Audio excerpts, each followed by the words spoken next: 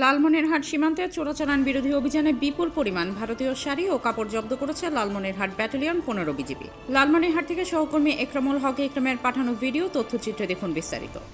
BGB জানায়, গোয়েন্দা তথ্যের ভিত্তিতে 29 মার্চ রামখানা ও অনন্তপুর বিওপি টহল দল পৃথক অভিযান চালায়। এ সময় চোরা কারবারিরা বিজিপির উপস্থিতি টের পেয়ে মালামাল ফেলে ভারতের অভ্যন্তরে পালিয়ে যায়। পরে ঘটনাস্থল থেকে 167টি স্বর্ণকাতান শাড়ি, 76টি সিল্ক শাড়ি ও 3 থান প্যান্টের কাপড় জব্দ করা হয়, যার মোট মূল্য 24,66,000 টাকা। বিজিবি জানায়, জড়িতদের শনাক্তের কাজ চলছে এবং চোরাচালান দমনে অভিযান অব্যাহত থাকবে। লালমনিরহাট ব্যাটালিয়ন 15 বিজিবির একটি দল গতকাল সীমান্তবর্তী এলাকায় একটি সুনির্দিষ্ট তথ্য আমরা পেয়েছিলাম। আমরা একটি বিশেষ অপারেশন পরিচালনা করি এবং একটি বড় চালান আটক করতে সক্ষম হই।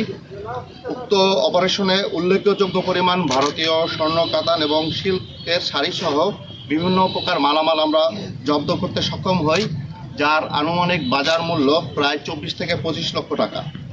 আমরা ধারণা করছি যে আসন্ন ঈদকে কেন্দ্র করে শুল্ক ফাঁকি দিয়ে এই চোরাচালান এই ব্যবস্থাটি অব্যাহত থাকছে। তো সেটা যাতে না থাকে সে ব্যাপারে আমরা জিরো টলারেন্স নীতি অনুসরণ করছি। আমি স্পষ্টভাবে বলতে চাচ্ছি, সীমান্ত সুরক্ষা, চোরাচালান দমন, মানব পাচার প্রতিরোধে বিজিবি সবসময় আপোষহীন।